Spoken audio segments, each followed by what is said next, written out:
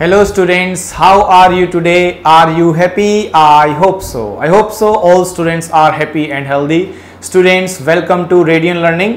आज फिर से एक नया सेशन आपके लिए जिसमें हम कर रहे हैं प्रीवियस ईयर के मॉक टेस्ट आपके पास अभी तक 2 पहुंचे होंगे और उम्मीद करता हूं आपने पूरे डेडिकेटली उनको देखा होगा और आपने सारे क्वेश्चंस को सॉल्व किया होगा। और आज की क्लास में फिर से हम एक नया आपके लिए एक मॉक टेस्ट लेके आया हूं और आज मॉक टेस्ट नंबर 3 है। कुछ नए क्वेश्चंस के साथ आपने ध्यान से क्वेश्चंस को पढ़ना है और धीरे धीरे अपने स्कोर को देखना है कि आपका 25 क्वेश्चंस मतलब 25 क्वेश्चन का मतलब 2 नंबर का एक क्वेश्चन है, तो 50 में से कितना स्कोर आपका आता है आप देखोगे। ठीक है, तो ऐसा ही कुछ आपका एग्जाम होने वाला है। जरा फटाफट से पढ़ते हैं क्या लिखा हुआ है और अंडरलाइन आपको लिखा मिला है एक पार्ट, उसको इंप्रूव करना है और आप बताना है कि इसको कैसे इंप्रूव किया जा सकता है। कि Oscar is the most prestigious award which is introduced to good actors in that year. तो यहां पे जो इंट्रोड्यूस टू गुड लिखा है ना, इसका रिप्लेसमेंट चाहिए आपको रिप्लेसमेंट तो देना ही पड़ेगा। क्यों देना पड़ेगा? क्योंकि आप समझते इसमें नो इंप्रूवमेंट का ऑप्शन है ही नहीं हमारे पास। तो अब क्या हो सकता है यहां पे कि जो एक्टर रहे होंगे, जो बहुत सारे एक्टर्स रहे होंगे, उनको किस चीज के लिए नॉमिनेट किया गया होगा, उनको रिवॉर्ड दिया गया होगा, अवार्ड दिया गया होगा कि अटैच। तो आप सब समझते हैं कि जो एक्टर होते हैं उनको क्या मिलता है? अवार्ड। तो यहां पे सी आंसर सही रहेगा आपका और सी का बिल्कुल सही जवाब होना चाहिए आपका कि अवॉर्डेड टू बेस्ट। बेस्ट का मतलब जो सबसे अच्छे हैं उन्हीं को तो अवार्ड दिया जाता है, ठीक है ना। गुड नहीं, कैसा होना चाहिए? बेस्ट होना चाहिए। तो best actors in that year, जो सबसे अच्छे एक्टर थे उनको क्या दिया गया होगा? अवार्ड दिया गया होगा। इस तरह से चलेंगे हम ध्यान से, ठीक है ना। तो फर्स्ट का आंसर मिल गया हमें। अब नेक्स्ट पढ़ते हैं कि when I reached home late I found my children waiting on me. Waiting, अब देखो अगर आपने क्लासेस ली है तो आपने देखा होगा कि वेट के साथ अक्सर मैं लिखता हूं इस तरह से कि वेट और अवेट, ये 2 वर्ड आपके एग्जाम में आ जाते हैं। एक तो वेट आता है और एक आता है अवेट, ठीक है।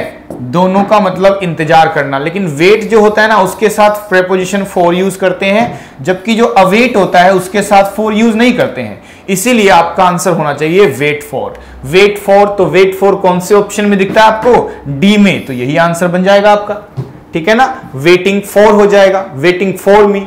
क्लियर हो गया इस तरह से। तो waiting with, waiting by, waiting about गलत है, waiting for is the right option. Next देखते हैं। Our school had decided to take us to the Himalayas for excursion. I dash to convince my mother to give consent. ठीक है, अब क्योंकि हिमालय में एक एक्सकर्शन जा रहा है, दैट मीन्स एक शॉर्ट जर्नी है आपकी, और एक शॉर्ट जर्नी लिखी है और आगे बताना है आई डैश टू कन्वेंस माई, कि मैंने अपनी माता जी को कन्वेंस करने की पूरी कोशिश की उसके लिए कि वो सहमत हो जाए। और अब बताओ इसमें से कौन सा, क्योंकि ये ईडियम यूज किए गए हैं, तो सबसे बेस्ट ईडियम क्या रहेगा जो ये दिखाता है कि किसी को राजी करने के लिए अपना प्रयास करना, मनाने की कोशिश करना। तो उसके लिए होता है लेफ्ट नो स्टोन्स अनटर्न्ड। ये एक ऐसा इडियम होता है जिसका मतलब होता है कि पूरा समझाने की, मनाने की पूरी कोशिश करना। To leave no stones unturned, यानी किसी को यानी राजी करने के लिए पूरी कोशिश करना। इसका मतलब आंसर क्या होगा? डी होगा। ये आपका सही आंसर माना जाएगा। ओके डियर स्टूडेंट, आगे देखते हैं। अभी आगे लिखा है the rhyme and rhythm of पेपईस poem are highly symbolical and timely. ये आपके सामने लिखा है। तो एक तो देखो रहीम लिखा हुआ है और एक लिखा है टाइमली। तो आपको बताना क्या है? Identify the incorrectly spelled. इनमें से इनकरेक्टली स्पेल्ड बताना है। तो वर्ड जो नीचे ऑप्शन में है, एक तो राइम लिखा हुआ है और एक रिदम लिखा हुआ है और एक आपके सामने सिंबॉलिकल लिखा हुआ है और एक टाइमली लिखा हुआ है। तो देखो टाइमली बिल्कुल सही लिखा है, सिंबॉलिकल भी इसी तरह से लिखा जाता है और रिदम भी इसी तरह से लिखा जाता है, लेकिन ये राइम इस तरह से नहीं होता है। इसमें जो ये है वाई होता है, वाई, आई नहीं होता है, वाई। राइम का मतलब होता है, ये पोएम्स में रिदम और राइम सॉन्ग के लिए यूज करते हैं ना, साउंड के लिए यूज करते हैं। ये कुछ ऐसे एलिमेंट्स होते हैं जो हम पोएम्स में यूज करते हैं, राइम, रिदम, ये सब। तो ये म्यूजिक के लिए यूज किए जाते हैं। तो आप राइम में यहां पर क्या लगाएंगे, आई, यानी ये स्पेलिंग आपकी गलत है, इसका मतलब इनकरेक्टली कौन सा स्पेलिंग मिला हमें, ए वाला, ए इनकरेक्ट यूज किया गया है, ठीक है ना। आके देखो, सिलेक्ट द इनकरेक्टली स्पेल्ड, फिर से वही बात करनी है कि इनकरेक्ट क्या है। तो जस्टिस ऐसे ही लिखा जाता है, बिल्कुल सही लिखा हुआ है, ठीक है। ये लिखा है, डी लिखा है ना इसमें, लेकिन ये लिखने की कोशिश तो क्या की गई होगी, जज, जज लिखने की कोशिश की गई होगी ना, तो ये फालतू का ई लिखा हुआ है, ये नहीं होना चाहिए। जज की स्पेलिंग में इस तरह से लिखेंगे, ई नहीं लिखेंगे। अटॉर्नी ठीक है, लॉयर ठीक है, इसका मतलब आंसर क्या हुआ, जज। यानी जज लिखना चाहते थे लेकिन स्पेलिंग में ई डाल दिया है, तो वो गलत स्पेलिंग है, इसलिए देखो इनकरेक्टली बतानी है। बाकी तीन ठीक है, ये बिल्कुल सही स्पेलिंग है जज में, ठीक है ना। जज बिल्कुल सही स्पेलिंग जज की क्या होगी, आप इस तरह से डी और जी दोनों को साथ में लिखते हैं, और डी क्या हो जाता है हमारा, साइलेंट। जब भी डी और जी एक साथ होते हैं ना, तो हम क्या करते हैं, उस डी को प्रोनाउंस नहीं करते, उसको साइलेंट रखते हैं। तो क्या बन जाता है, जज, डी साथ में लिखा है, ई नहीं आता उसके, ठीक है। आगे देखो, अब बताना है select the sentence with the appropriate use of adverb of frequency। अगर आपको याद है एडवर्ब्स के टाइप कौन कौन से होते हैं, तो एडवर्ब ऑफ मैनर होता है, adverb of degree, adverb of place, time, frequency. Frequency को पता लगाने के लिए ना आप क्या करते थे, अपनी वर्ब से क्वेश्चन करते थे, how often an action is done, कि कोई काम कितनी बार होता है। तो कितनी बार की रिस्पेक्ट में जब भी कुछ लिखा जाता है ना, कितनी बार, तो कितनी बार की रिस्पेक्ट में लिखा जाता है हाउ ऑफन। हाउ ऑफन का मतलब कितनी बार। तो ये कुछ वर्ड्स होते थे, often, usually, generally, hardly, rarely, daily, everyday. कितनी बार कोई काम होता है, तो उनमें से एक वर्ड देखो ना क्या लिखा हुआ है यहाँ पे, ऑफन। ऑफन का मतलब क्या है, ऑफन का मतलब होता है अक्सर, कितनी बार। तो ये आंसर हो गया। यानी इसमें हमें यही तो बताना था ना कि एडवर्ब ऑफ फ्रीक्वेंसी कौन सा है, तभी हम बोलते हैं कंसेप्चुअली पढ़ा करो। देखो ये क्वेश्चन आपके सामने आ गया, अगर एडवर्ब के टाइप जिसको पता होगे तो वो पहचान लेगा ना, एडवर्ब ऑफ फ्रीक्वेंसी कौन सा है, इसके अंदर ऑफन है। ऑफन को बोलते हैं एडवर्ब ऑफ फ्रीक्वेंसी, ठीक है ना। Often, usually, generally. I hope समझ में आ गया होगा आपको। देखो, select the most appropriate synonym of the given word. अब जो शब्द दिया गया है वो क्या है, ऑब्लिगेटरी। आपको लिखा हुआ है ऑब्लिगेटरी, लिखा हुआ है ना, तो इस ऑब्लिगेटरी का मतलब ऑब्लिगेशन होता है, ऑब्लिगेशन, तो ऑब्लिगेशन से बना है ऑब्लिगेटरी। तो ये इसका एक एग्जैक्ट मीनिंग बताना है आपको। तो क्या मीनिंग हो सकता है, क्योंकि सिनोनिम बताना है, सिनोनिम का मतलब सेम मीनिंग होना चाहिए। तो सेम में एक तो लिखा है अननेसेसरी होगा, कंपल्सरी होगा, चूजन होगा, ऑप्शनल होगा, ठीक है। तो जब भी ऑब्लिगेशन होता है ना, कोई एक सामाजिक बंधन होता है, वो जरूरी होता है, ठीक है ना, वो जरूरी होता है। तो आप क्या कह सकते हैं कि ऑब्लिगेशन का मतलब चूजन नहीं है, ऑप्शनल नहीं है, अननेसेसरी नहीं है, आप उसका मतलब कंपल्सरी देखते हो। कंपल्सरी, जो चीज कंपल्सरी होती है ना, वो हमारे लिए क्या होते हैं, ऑब्लिगेशन होते हैं, सामाजिक के रूल्स होते हैं कुछ, ठीक है। तो ऑब्लिगेटरी का मतलब कंपल्सरी से बनता है। ओके जी, आगे देखो। आगे अब देखो, ये पूरा सेंटेंस लिखा हुआ है आपके सामने, एक बड़ा सा सेंटेंस लिखा हुआ है, ठीक है। अब ध्यान से इसको पढ़ोगे, अंडरलाइन, तो बड़े ध्यान से इस क्वेश्चन को पढ़ लो आप ध्यान से, और आप देखोगे कि ना एक वर्ड यहां लिखा है अट्रैक्ट्स। तो यही क्वेश्चन है आपके लिए, अट्रैक्ट्स का मीनिंग बताना है, क्योंकि आपको बताना है एंटोनिम, मतलब उल्टा बताना है, इसका सिनोनिम नहीं बताना है, इसका ऑपोजिट बताना है। अट्रैक्ट का मतलब समझते हो ना क्या होता है, अट्रैक्ट का होता है कि हम किसी को अपनी ओर आमंत्रित कर रहे हैं, किसी को अपनी ओर आकर्षित कर रहे हैं, धकेल नहीं रहे हैं, आकर्षित कर रहे हैं, अट्रैक्ट का मतलब होता है, ठीक है। एम्बॉडीज लिखा हुआ है एक, तो एक श्राउड्स लिखा हुआ है, और एक लिखा है एलुसिडेट। एलुसिडेट मतलब स्पष्ट करना से रिलेटेड रहता है, ठीक है। और अब एक लिखा है डिटर्स। तो डिटर्स का मतलब क्या होता है, किसी को रोकना, है ना। जैसे अट्रैक्ट का मतलब क्या है, किसी को आकर्षित करना, अपनी तरफ बुलाना, और डिटर का मतलब स्टॉप करना, स्टॉप करना। तो डिटर्स इसका बिल्कुल अपोजिट मीनिंग बनता है, यही आपका आंसर होगा जी। ओके जी, देखो अट्रैक्ट का मतलब आमंत्रित करना, आकर्षित करना, और डिटर का मतलब रोकना, किसी चीज के लिए किसी को रोक देना, तो क्या होता है, डिटर्स होता है। ये इसका एंटोनिम बनेगा, ठीक है, क्लियर हो गया। आगे देखो नेक्स्ट, नेक्स्ट अब नेक्स्ट में देखो क्या लिखा हुआ है आपके सामने, फिर से एक क्वेश्चन लिखा हुआ है और इस क्वेश्चन का आंसर देना है आपको। और क्वेश्चन का आंसर किस तरह से दिया जाएगा, आपको बताना है कि कौन से पार्ट में मिस्टेक की गई है। और इसको अगर हम ध्यान से देखें, क्योंकि इसमें कुछ पार्ट्स को अंडरलाइन किया था जो कि नहीं हुआ है किसी वजह से बाय मिस्टेक। और आप सोचो, चलो ऐसे ही आंसर दे लेंगे। हम सेंटेंस को पढ़ते हैं कि एरर कौन से पार्ट में है। अंडरलाइन पोर्शन छोड़ो, शुरू से पढ़ते हैं, जहां एरर लगेगा वहां ब्रेक लगा देंगे। तो there are 3 cup holders placed on the cupboards. Oh my god, देखो जरा अब कि 3 क्या है, कप होल्डर्स हैं प्लेस्ड ऑन द कबर्ड्स। अब कबर्ड्स का मतलब एक अलमारी है जिसके अंदर सामान रखते हैं, तो चारों तरफ से पैक्ड होती है वो। और ऐसी स्थिति में ऑन नहीं इन लगाना चाहिए ना, तो यहां पर ऑन नहीं आना चाहिए था, इन आना चाहिए। तो यही देखेंगे कहां पे गलत किया गया है। ठीक है, हम सारी ऑप्शन सब पढ़े हैं, तो यहां पे भी ऑन लिखा है, तो ये आंसर नहीं होगा। और अगर आप देखो इसमें भी सब में ऑन लिखा हुआ है, लेकिन जब ये क्वेश्चन इस तरह से था कि जैसे कुछ पार्ट आपने यहां अंडरलाइन कर दिया इस तरह से, कुछ पार्ट आपको दूसरे क्वेश्चन में इस तरह से लिखा मिल जाएगा ऑन द कबर्ड्स, और कुछ तरह से इस तरह से लिखा मिलेगा, और कुछ आप लगा सकते हैं यहां पे इस तरह से। तो आपको किसी एक में एरर निकालना था, किसी एक में। तो बाय मिस्टेक इसके मैं अंडरलाइन नहीं किए हुए हैं, टाइपिंग एरर हो गया कि अंडरलाइन नहीं किया पार्ट को। लेकिन अगर हम इसका एरर निकालना हो तो आप समझ पाओगे कि यहां पे ऑन नहीं इन आना चाहिए। तो जैसे अगर मान लो बी में अगर हम देखते हैं ऑन द कबर्ड लिखा है, तो हम आंसर इसको मार्क करते, इसमें लिखा था ऑन का तो हम उसको मार्क करते। तो कुल मिला के इसमें एरर कहां पे है, ऑन द कबर्ड्स नहीं होता है, इन द कबर्ड्स होता है। ठीक है ना, इस तरह से। यानी पूरे सेंटेंस को ना नीचे ऑप्शनों के थ्रू अंडरलाइन कैसे करते हैं कि थोड़ा पार्ट ये अंडरलाइन कर दिया कि इसमें एरर है, थोड़ा पार्ट इसको अंडरलाइन कर दिया कि इसमें एरर है, और कुछ फिर पार्ट इसको ऐड कर दिया कि इसमें मिस्टेक है, और कुछ इसको ऐड कर दिया। तो हमें पता है कि कहां मिस्टेक की गई है, ऑन वाली जगह पे, ऑन वाली जगह पे मिस्टेक की गई है। ये आप ध्यान रखेंगे। ठीक है जी, चलो आगे बढ़ते हैं। आगे बढ़ते हैं 10th क्वेश्चन की ओर। और Anita is an employee who has unconditional जो भी है, आगे यहां पे ब्लैंक है, और फॉर हर कंपनी। अब आपको बताना है अनकंडीशनल डैश, और उस डैश में फिल करना है ऑप्शन। एक तो सपोर्ट होता है, एक डेडिकेशन है, और एक अटैचमेंट है, और एक लव है। तो इनमें से सुटेबल वर्ड बताना है आपको, क्या हो सकता है ब्लैंक में।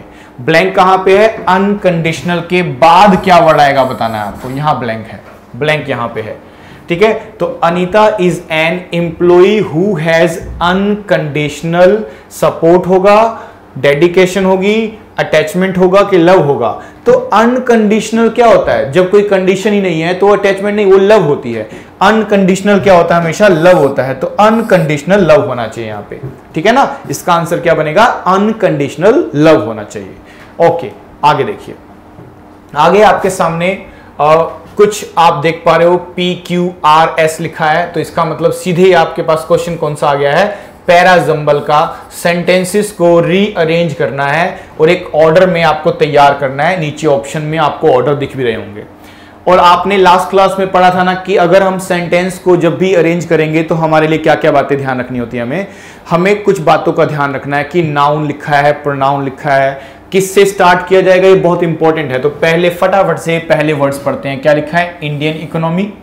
तो पहले इंडियन इकोनॉमी लिखा हुआ है, ठीक है। फिर लिखा है एक्सपेंशन, उसके बाद लिखा हुआ है द लास्ट 20 ईयर्स, और फिर लिखा है चाइनीज इकोनॉमी। अब देखो इंडियन इकोनॉमी के बाद तो वर्ड लिखा है, तो इसका मतलब ये हुआ कि इससे पहले कोई और आएगा तभी तो वर्ड लिखा हुआ है ना, तो इसका मतलब ये पहली लाइन बनेगी नहीं। अच्छा, ये हो सकता है कि चाइनीज इकोनॉमी और ये साथ में आ जाते तो फिर वर्ड लिखा होता। इसका मतलब पहली लाइन तो हमें एस मिल गई। अब देखो एस कहां ऑप्शन में लिखा है, तो एस यहां पे बी में भी लिखा है और डी में भी लिखा है। इनको आप आंसर बनाएंगे। अब एस के बाद क्यू आएगा कि एस के बाद आर, ये चेक कर लो। एस के बाद क्या आएगा, या तो क्यू आएगा या आर आएगा। तो देखो पढ़ के, the Chinese economic growth of the last, of के बाद द आया, the last 20 years and the considerable expansion of electrification of the Indian. तो ये देखो, ये द था तो इसके साथ कौन एडजस्ट हो जाएगा, इंडियन, और इस वाले ऑफ के साथ क्या हो जाएगा, द। तो इसका मतलब ऑर्डर होना चाहिए SRQP, और कहां लिखा है ये आपका SRQP, ठीक है। तो आपका आंसर बनेगा डी आंसर बनेगा सही, इसका बिल्कुल सही आंसर डी होगा। तो स्टार्ट किससे किया हमने? नाउन से स्टार्ट किया। द अकेला नहीं आता, इसके बारे में एक्सपेंशन लिखा है तो कुछ और भी लिखा होगा आगे, तो लेकिन इंडियन इकोनॉमी से हो सकता था, चाइनीज से, लेकिन इंडियन में क्यों नहीं स्टार्ट किया हमने? क्योंकि वर लगा का मतलब पहले कुछ और आएगा, इसीलिए हमने इससे स्टार्ट करा, ठीक है ना। तो ये ध्यान रखना, ये छोटे छोटे पेयर्स हमें ध्यान रखने होते हैं जब हम क्या बनाते हैं, पैराजम्बल या सेंटेंस इंप्रूवमेंट। देखते चले जाएं आगे देखो फटाफट से। अब देखो आपका पसंदीदा क्वेश्चन आ गया है, इसमें आपको क्या करना है जी, मुझे लगता है सबसे आसान क्वेश्चन जो है ना वो डायरेक्ट इनडायरेक्ट का होता है और चेंज ऑफ वॉइस का होता है। मैं उसमें जनरली आपको बोलता हूं, आपने पूरा सेंटेंस पढ़ना नहीं है, सिर्फ आप अपने रूल्स को देखना, आगे पीछे क्या लिखा है हमें उससे कोई फर्क नहीं पड़ता, वो बाद की बातें हैं। अगर देखनी पड़ी तो सबसे पहले अपने रूल्स को देखेंगे, सेंटेंस को पढ़ना ही नहीं है, पढ़ने की जरूरत पड़नी नहीं चाहिए, हमें समय बचाना है। जितना समय आपको आपके एग्जाम में मिलेगा, एसएससी एग्जाम में, तो आप समझो ना कि मैथ्स के लिए भी आपको टाइम चाहिए, कैलकुलेशन करनी पड़ती है। इंग्लिश में आप जितना हो सके अपनी जल्दी जल्दी क्वेश्चन की प्रैक्टिस बनाओ, ताकि मिनिमम टाइम में आप मैक्सिमम क्वेश्चन अटेम्प्ट कर पाओ। और अगर मान लो पूरा सेंटेंस पढ़ोगे कि ऊपर क्या लिखा है, फिर 4 ऑप्शनों में क्या लिखा है, तो आप गलत कर रहे हो ना। वैसा नहीं करना, वैसा तब करते हैं जब आंसर नहीं बन रहा है। पहली कोशिश करो ना, जो आपको ट्रिक सिखाई गई है उससे आंसर बनाओ। अगर उससे आंसर नहीं बनेंगे तब आप दूसरा ऑप्शन देखोगे। तो यहां पे मुझे हमेशा ध्यान रखना होता है कि जब मैं डायरेक्ट से इनडायरेक्ट, पहले मैं अपनी वर्ब देखता हूं कि लिखी क्या है, सेज, सेड। अब देखो हमारा क्वेश्चन में सेज लिखा है रिपोर्टिंग वर्ब, तो क्या आंसर रिपोर्टिंग वर्ब सेड से हो जाएगा? नहीं, ये तो हटा दो, ये तो बिल्कुल गलत हो गया, यानी ये अपने आप ही हट गया। सेज, यानी रिपोर्टिंग वर्ब का नंबर तो बदल नहीं सकते, चाहे डायरेक्ट हो चाहे इनडायरेक्ट हो। यहां पे सब में फर्स्ट फॉर्म है तो यहां भी फर्स्ट फॉर्म है, सेकंड फॉर्म का तो कोई रोल ही नहीं है यहां पे। और अगर हमारी रिपोर्टिंग वर्ब प्रेजेंट की है तो टेंस भी नहीं बदल सकते आप। तो आपका शुड का शुड, ये देखो शुड लिखा है ना, तो शुड का शुड होना चाहिए। तो यहां भी शुड है, यहां भी शुड है, यहां भी शुड है, यहां कुड है, भाई ये भी हट गया। देखो अपने आप, ये छोटी छोटी बातें, सी हट गया, डी हट गया। अब बचे 2, इन दोनों में टकराव होगा। अब सोचो जरा, आई लिखा हुआ है तो आई कब आया होगा, यानी यू लिखा होगा यहां पे, तो यू को आपने चेंज किया होगा उसमें पर्सन में, तब जाके यहां पे आई होगा ना। तो इसका आंसर ये होगा, ठीक है, इसका आंसर ये होगा कि सर्जन सेज यू शुड क्यों लिखा मैंने? क्योंकि आपने यू क्यों लिखना है, क्योंकि आई अगर जब भी देखो यू लिखा होगा तभी तो उसकी जगह पे आई आया है, आई का आई नहीं होता, ये आप जानते होंगे। जब भी आप डायरेक्ट से इनडायरेक्ट बनाते हो ना, तो आई को आई नहीं लिख सकते, आप आई को आई नहीं लिख सकते, आप यू को आई भी लिख सकते हो। यानी अगर फर्स्ट पर्सन लिखा है तो हमेशा चेंज होगा, सेकंड पर्सन लिखा है तो हमेशा चेंज होगा। इसीलिए आपका आंसर क्या होगा, ए होगा, ये वाला आंसर नहीं होगा। ऐसे बनाते हैं क्वेश्चन, ठीक है, ओके। अब देखो कितनी आसानी से, बस थोड़ा सा मैंने पूरा सेंटेंस पढ़ने की जरूरत नहीं पड़ी, सिर्फ आप अपने रूल्स पे ध्यान दो ना जो आपको सिखाए गए थे। 5 स्टेप्स होते हैं ना, एक रिपोर्टिंग वर्ब, एक कंजंक्शन हेल्प करती है, और एक आपका हेल्प करता है आपका टेंस का रूल, एक एडवर्ब के वर्ड्स काम करते हैं। तो अभी मुझे 2 ही वर्ड से आंसर मिल गया, तो बाकी क्यों देखूं फिर मैं, ठीक है, ऐसे देखना। और फिर से एक आसान क्वेश्चन आया आपके सामने कि व्हाई इज पीस बीइंग। अब देखो ये एक्टिव है कि पैसिव है? अरे बीइंग प्लस थर्ड फॉर्म लगा है तो पैसिव हो गया ना, ये पैसिव है, इसका एक्टिव चाहिए। और आप सब जानते हैं एक्टिव से पैसिव बनाओ चाहे पैसिव से एक्टिव बनाओ, आपको ट्रिक काम करती है, ट्रिक सिखाई गई है कि बीइंग कौन सी फॉर्म है, आईएनजी से आंसर होना चाहिए। जहां भाई आईएनजी लिखा है वही आंसर है, तो नहीं आईएनजी किसमें, बी में नहीं है। यहां पे आईएनजी हाँ हो सकता है आंसर, ये भी हो सकता है आंसर, इसमें भी आईएनजी नहीं, तो खत्म हो गए। 2 ऑप्शन तो ऐसे डिलीट हो गए, बीइंग का आईएनजी आना चाहिए, है ना, रिवर्स रूल चाहिए। अब बताओ, यहां तो क्वेश्चन लिखा है ना, तो क्वेश्चन का रिस्पेक्ट में क्या होता है कि डब्ल्यूएस फैमिली के बाद हेल्पिंग वर्ब आती है, यहां डब्ल्यूएस फैमिली के बाद यू लिखा है, यहां हेल्पिंग वर्ब लिखी है, तो हेल्पिंग वर्ब सब्जेक्ट से पहले होगी तभी तो क्वेश्चन बनेगा। वाई यू आर थोड़ी ना होगा, आप भूल गए हो क्या? वाई यू आर डिमांडिंग होगा कि वाई आर यू डिमांडिंग होगा क्वेश्चन में। बच्चे कह रहे सर आर होना चाहिए पहले, तो अगर आर होना चाहिए तो सी आंसर बनाओ ना, फिर इसका आंसर क्या होगा, सी होगा। कितनी आसानी से इस बीइंग ने बता दिया आपको कि आईएनजी फॉर्म आना चाहिए, 2 में वैसे अलग हो गया। और वाई ने बता दिया कि भाई क्वेश्चन बनाओ, पॉजिटिव थोड़ी ना बनाओगे, तो इन दोनों में से क्वेश्चन किसको माना जाएगा, सी को। जस्ट बाद हेल्पिंग वर्ब लिखना होता है जब आप क्वेश्चन बनाते हो, मत भूलो इस बात को, ठीक है जी, वेरी गुड। आगे देखो अब इसमें एक क्वेश्चन फिर से आपके सामने आया और आप बड़े ध्यान से इसको पढ़ोगे ना तो आपको दिखाई देगा कि जो पूछा गया है वो स्फीयर के बारे में पूछा गया है कि the WH issued WHO issued a statement on Sunday morning that though the Omicron variant of the coronavirus may appear to be less severe, it should not be dismissed as mild. ठीक है, तो लेकिन हमें जो answer बताना है वो severe को देख के बताना है। ये अंडरलाइन वर्ड मिला है आपको। अंडरलाइन वर्ड का बताना क्या है, देखो ऊपर लिखा है एंटोनिम, सिनोनिम नहीं बताना है, एंटोनिम बताना है। एंटोनिम बताएंगे, उल्टा बताना है, सीधा नहीं बताना है, अपोजिट मीनिंग बताना है। तो अगर अपोजिट सवियर का देखोगे, सवियर का मतलब तो डेंजरस होता है, घातक होता है, ठीक है, और माइल्ड का मतलब हल्का फुल्का कह सकते हो। तो सवियर का मतलब हो गया डेंजरस, जो कठोर होता है, और आपको उसका अपोजिट चाहिए जो आराम से हो, कमजोर ना हो, ठीक है, नॉर्मल सिम्टम्स जिसको बोलते हैं, माइल्ड जैसे बोलते हैं, हल्का फुल्का। तो क्या हल्का फुल्का यहां पे इनमें से विटर्ड है, सिक है, जेंटल है, वोरेशियस है? तो आप देखोगे जेंटल का मतलब क्या होता है, थोड़ा, ठीक है, शांत। जेंटल किसको बोलते हैं, जेंटल किसको बोलते हैं, थोड़ा बहुत को बोलते हैं। तो सवियर का जो अपोजिट वर्ड मुझे दिखता है वो क्या दिखता है, जेंटल, इसीलिए इसका आंसर जेंटल होगा, ठीक है ना, जेंटल। क्लियर हो गया? हाँ, नाजुक जिसको बोलते हैं, नाजुक। आगे देखो, आगे फिर से क्वेश्चन आपके सामने देखो, वॉइस का आ गया। कितनी इंपॉर्टेंस है चेंज ऑफ वॉइस की, 3-3, 4-4 क्वेश्चन आप देख रहे हो, डायरेक्ट इनडायरेक्ट और चेंज ऑफ वॉइस के, और आप पढ़ते नहीं उसको। दे फायर्ड लिखा है भाई, फायर्ड बता दो वर्ब की कौन सी फॉर्म है। मेरे बच्चे कह रहे हैं सेकंड फॉर्म है, कोई बात नहीं, आप जानते हो सेकंड फॉर्म है। अरे थर्ड भी तो हो सकती है।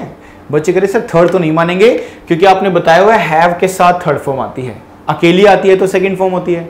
अब मैं ये थोड़ी ना कि सेंटेंस पढ़ूंगा मैं, आप जान चुके हैं, हर बार हम ऐसे ही क्वेश्चन सॉल्व कर रहे हैं। जितनी बार मॉक टेस्ट होगा, जितनी बार मैं पेपर दूंगा, हमेशा देखोगे हम वर्ब के नंबर को देख के ही चेंज ऑफ वॉइस बनाएंगे। सेकंड फॉर्म है तो इसका यूज करो वॉज वर्ब के साथ थर्ड फॉर्म। वॉज वर्ब के साथ थर्ड फॉर्म कहां लिखा है, जरा देख लो ध्यान से। इसमें इज, ये दोनों हट गए बेचारे। इसमें हैड, इसमें वॉज, ये हट गया। कह रहा इसी को ले लो आंसर, क्योंकि वॉज मिल गया आपको, बात खत्म। कहां पूरा सेंटेंस पढ़ते रहोगे आप? अरे सेंटेंस नहीं पढ़ना है पूरा, वर्ब को देखते नंबर बन जाता है। इतना भयंकर सेंटेंस कौन पढ़ेगा भैया? यहाँ 5-2 लिखा है, यहाँ पे लगाओ ना आप वॉज वर्ब, बात बन जाएगी आप। हमें तो जल्दी जल्दी आंसर बनाने हैं ना, आप मत समझो, आप समझते हो कि आंसर बनाने के लिए पूरा सेंटेंस पढ़ना पड़ता है। ठीक है जी, पढ़ना पड़ता है कभी कभी, हमेशा नहीं। अब इतने कम समय में अगर मान लो राइटर ने क्वेश्चन डाले हैं आपके एग्जाम में, तो कोई रीजन होगा ना। वो ज्यादातर क्वेश्चन आपको लॉजिक देगा, लॉजिक होगा, कोई सेंस होगा, कॉमन सेंस का होगा, लेकिन हमें उसी को ध्यान देना है। तो क्वेश्चंस को पूरा पढ़ने की जरूरत अभी नहीं पड़नी चाहिए, किसी और में देखेंगे अगर पढ़ने की जरूरत पड़ी। पढ़ने की जरूरत पता कब पड़ती, जब यहाँ पे देख, जैसे ये तो चारों ऑप्शन में एक ही ऑप्शन मिला, मुझे वॉज लिखा था। सोचो अगर इसमें भी वॉज होता, ठीक है, तो मुझे फिर दोबारा ये चेक करना पड़ता, जैसे पिछले क्वेश्चन में हमने चेक किया था, WH फैमिली से पता चला था। ऐसे इसमें पता चला हमें कि चलो एक ऑप्शन मिल गया, इसमें नहीं था। अगर इसमें भी वॉज होता ना, तो मुझे चेक करना पड़ता कि ज्यादा सही कौन सा है। हो सकता है राइटर और कठिन बनाता तो वो 3 जगह पे आपको क्या कर देता, वॉज लिख के देता, फिर आप और कोई ऑप्शन देखते, किसी और रास्ता और किसी रास्ते से आंसर बनाते। ठीक है ना, ये चीज ध्यान रखना है। अब देखो ही, इसमें ब्लैंक फिल करना है, खालिस्तान में लिखा हुआ है कि he has experience dash abuse. Abuse समझते हो, गाली गलौज को बोलते हैं। ठीक है, तो इसका आपको बताना है कि क्या हो सकता है। ठीक है, तो एक वर्ड है पैल्पेबल, एक वर्ड क्या है, पैल्पेबल, एक है विजिबल, एक है फिजिकल, एक है इंटेंजिबल। तो आप देखोगे पैल्पेबल, विजिबल और ये जो इंटेंजिबल है, इनका मीनिंग क्या होता है, महसूस करना किसी अपने सेंसेस के थ्रू। ठीक है, अपने सेंसेस के थ्रू महसूस करना। लेकिन फिजिकल का मतलब पूरी बॉडी से होता है, पूरी बॉडी से। ठीक है, और पूरी बॉडी से है तो इसका मतलब ही, अगर ये सबका मीनिंग ऑलमोस्ट सेम बन रहा है, थोड़ा अलग है ना, तो यही आंसर बनेगा हमारा कि he has experienced physical abuse. इसका क्या आंसर होना चाहिए, फिजिकल अब्यूज। तो आंसर होना चाहिए सी, क्योंकि अगर ये ठीक है तो फिर ये भी ठीक है, फिर ये भी ठीक है। तो ये सब आपकी सेंसेस से महसूस करते हो, तो इसीलिए आपको हमेशा क्या यूज करना चाहिए, देखो विजिबल के लिए आइज चाहिए, इंटेंजिबल के लिए भी आइज चाहिए। तो जब दोनों सेम, तीनों सेम बन रहे हैं, तो फिर फिजिकल तो सबसे अलग हो गया ना, पूरी बॉडी की बात करते हैं इसीलिए। चलिए नेक्स्ट क्वेश्चन करते हैं। देखो नेक्स्ट क्वेश्चन क्या है, अब इस तरह का क्वेश्चन आपके सामने लिखा है, बीइंग एन आर्डेंट प्रोफेशनल, ठीक है, the lawyer always kept his clients at an arms length. तो ये जो एट एन आर्म्स लेंथ है, इसको ही आपको बताना है, इसका सही अंडरलाइन, ये अंडरलाइन है, इसका जो मीनिंग है अकॉर्डिंग टू दिस क्या होना चाहिए। ठीक है, आर्डेंट का मतलब क्या होता है? आर्डेंट का मतलब जोशीला होता है, चुस्त प्रोफेशनल। लॉयर हमेशा चुस्त फुर्तीले रहते हैं। Always kept his clients at an arms length. और एक इडियम होता है एट एन आर्म्स लेंथ का मतलब डिस्टेंस बना के रखना, डिस्टेंस बना के रखना। तो कहीं लिखा है क्या डिस्टेंस बना के रखना? एट अ डिस्टेंस, बिल्कुल सही है, यही आंसर होना चाहिए, एट अ डिस्टेंस। तो मैं ये ध्यान रखना, idiom at an arms length काफी बार एग्जाम में आता है, ये इंपॉर्टेंट इडियम है। और आप प्रैक्टिस करते समय क्वेश्चन में भी देखा होगा कई बार कि वर्ड होते हैं यूज, तो आप इसका मीनिंग बनाते हैं एट अ डिस्टेंस, डिस्टेंस बना के रखना, दूरी बना के रखना जिसको बोलते हैं हिंदी में। ठीक है, ये इसका आंसर बन जाएगा। ओके, नेक्स्ट क्वेश्चन देखो। अब इसमें क्या पूछा गया है? सिनोनिम पूछा गया है, सेम मीनिंग। और किसका पूछा गया है? हिस्टेरिकल का। और हिस्टेरिकल की स्पेलिंग भी आई थी लास्ट क्लास में, अगर याद हो तो आपको, जब हमने डबल एल करके वाई लगाया था, है ना, और यहां पे डबल ई आया था, मैंने कहा था एक ई आना चाहिए, हिस्टेरिकल। अब हिस्टेरिकल का मीनिंग पूछ लिया गया है, सिनोनिम सेम मीनिंग बता दो आप। इमोशनल होता है, डेंजरस होता है, फनी होता है कि स्कारी होता है? तो इस हिस्टेरिकल का मतलब होता है फनी इसका मिलता जुलता वर्ड है। डेंजरस नहीं होगा, इमोशनल नहीं होगा, स्कारी भी नहीं होगा, इसका मीनिंग बनेगा फनी इसका मीनिंग होगा, राइट। ठीक है, आगे देखिए। Next, select the most appropriate option. अब उसमें अंडरलाइन फिर से मिला होगा आपको, और अंडरलाइन पार्ट क्या है? यहां पे लिखा है दो हार्ड वर्किंग टू। तो not only is my brother intelligent, ध्यान देना, not only is my brother intelligent, दो हार्ड वर्किंग टू, कि ना केवल वो इंटेलिजेंट है बल्कि वो हार्ड वर्किंग भी है। और अगर आपने देखा हो कि नॉट ओनली जब हम यूज करते हैं ना, नॉट ओनली हमने लगा दिया, तो नॉट ओनली का जो पेयर बनता है वो बनता है बट ऑल्सो होता है ना, बट ऑल्सो होता है। लेकिन ना अब इसमें जो एग्जाम में क्वेश्चन आया तो इसको ही अंडरलाइन किया हुआ था, टू को नहीं किया हुआ था। मतलब टू का मतलब और ऑल्सो का मतलब सेम होता है, क्योंकि भी जिसको बोलते हैं ना केवल परंतु, ये भी की सेंस में टू है, तो इसलिए एग्जामिनर ने कहा कि टू को नहीं लाना, आपको ऑल्सो की जगह टू लिख के दिया गया, वो सही है। बस आप बता दो कि नॉट ओनली के साथ बट में से, बट की जगह पे और आएगा, बट आएगा, सो आएगा, के एट आएगा, तो हमें पता है ना नॉट ओनली का पेयर क्या होता है, बट से बनाते हैं, तो इसका आंसर क्या होगा? बी होगा। ये कंजंक्शन से क्वेश्चन आया आपके सामने, कंजंक्शनल पेयर है ये हमारा कंजंक्शनल पेयर, ध्यान रखना। तो not only is my brother intelligent but hard working too, परंतु वो हार्ड वर्किंग भी है, ऐसे बनाओ आप। क्लियर? ये तरीका है लिखने का आपका। आगे देखो अब जरा, अब आया आपके सामने क्लोज टेस्ट। क्लोज टेस्ट में अब आप देखो ध्यान से, पूरा एक कॉम्प्रिहेंशन छोटा सा दिया है, इसको आप ध्यान से पढ़ो। किसके बारे में है जरा पढ़ लेते हैं फटाफट से, कि everything we know about non avian dinosaur के बारे में है, डायनासोर के बारे में। नॉन एवियन मतलब, जो एवियन का मतलब होता है पक्षी, जो पक्षी नहीं है। डायनासोर एक बहुत जेंट सा एक एनिमल बोल सकते हैं, पक्षी नहीं बोलेंगे उसको। इज, ठीक है, इज फॉसिल्स का मतलब क्या होता है? अवशेष जो होते हैं। फॉसिल्स का मतलब क्या होता है? जो अवशेष होते हैं, किसी के नमूने होते हैं, उसको बोलते हैं विच इंक्लूड्स, यानी हमें उसके बारे में जो पता है, जो उसके बारे में पता है वो किसके, उसके नमूनों के थ्रू पता है। विच इंक्लूड, क्या क्या इंक्लूड है उसके अंदर? उसकी बोन्स इंक्लूड है, टीथ इंक्लूड है, फुटप्रिंट्स है, ट्रैक्स है, एक्स है, सब कुछ है, और इंप्रेशन भी है। 4 सेंचुरीज, कई शताब्दियों से ऐसा है, कई सेंचुरी से people through out the world, पूरे संसार से लोग जो हैं, हैव डैश, क्या डैश कर रहे हैं वो बताना है आपको। Amazing fossilised bones and footprints, early finds inspired dash and fairy tales and people dash that these bones belong to dash और ह्यूज मॉन्स्टर। ठीक है, ये सब कुछ है, और आप बड़े फटाफट से आंसर बनाओ। पहला क्वेश्चन बताओ क्या होना चाहिए? अप्रोप्रिएट आंसर बताना है कि non avian dinosaur is dash, क्या है? बेस्ड ऑन, इसका आंसर क्या होना चाहिए? बेस्ड ऑन, यानी बेस्ड ऑन किससे पता चलता है? उसके फॉसिल से पता चलता है, उसके फॉसिल से पता चलता है, मतलब उसके अवशेषों से पता चलता है। फिर उसके बाद नेक्स्ट क्या है? Through out world dash have amazing, तो यहां पे ऑप्शन देख ले पहले एक बार क्या लिखा हुआ है, उसके अकॉर्डिंग आंसर देंगे, ठीक है। अब देखो मोस्ट ऑफनली क्या होता है यहाँ पे, लोगों को जो पता चला है, लोगों ने जो पता लगाया है, उन्होंने लोगों ने क्या किया है? उसको डिस्कवर्ड किया है। लोगों ने क्या किया है? डिस्कवर्ड, क्योंकि इन्वेंट तो कौन करेगा? डिजाइन तो बनाओगे नहीं, इन्वेंट साइंटिस्ट करते हैं, तो हमारा एक ही आंसर बनता है, डिस्कवर्ड बनेगा। फिर उसके बाद नेक्स्ट क्वेश्चन क्या लिखा हुआ है आपके सामने, थर्ड क्वेश्चन पढ़ते हैं। तो आप लिखा हुआ है कि early finds inspired dash and fairy tales and people, ठीक है।